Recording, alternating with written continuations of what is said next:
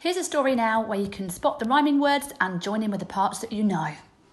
A Squash and a Squeeze by Julia Donaldson and illustrations by Axel Scheffler. A little old lady lived all by herself with a table and chairs and a jug on the shelf. A wise old man heard her grumble and grouse.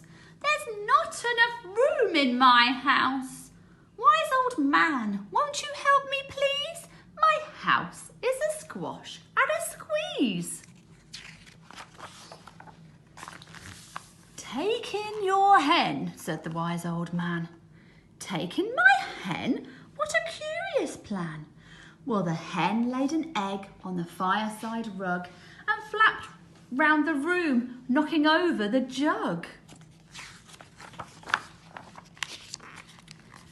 The little old lady cried, "What shall I do? It was pokey for one and it's tiny for two. My nose has a tickle and there's no room to sneeze. My house is a squash and a squeeze." And she said, "Wise old man, won't you help me please? My house is a squash and a squeeze." "Take in your goat," said the wise old man. "Take in my goat? What a curious plan." Well, the goat chewed the curtains and trod on the egg and then sat down to nibble the table leg. The little old lady cried, "Glory be! It was tiny for two and it's titchy for three. The hen pecks the goat and the goat's got fleas. My house is a squash and a squeeze." And she said, "Wise old man, won't you help me please? My house is a squash and a squeeze." "Take in your pig," said the wise old man. "Take in my pig? What a curious plan."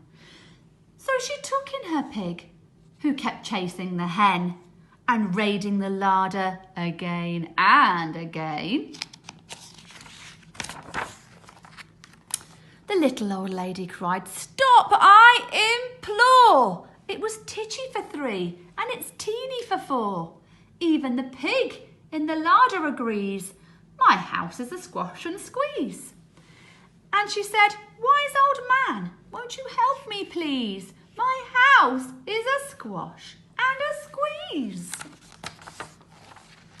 "Take in your cow," said the wise old man. "Take in my cow? What a curious plan."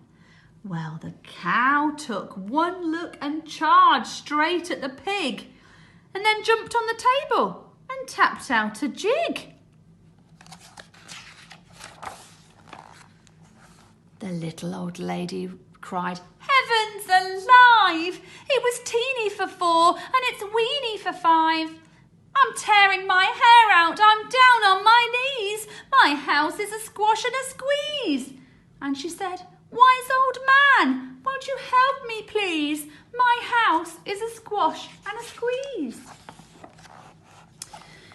"Take them all out," said the wise old man.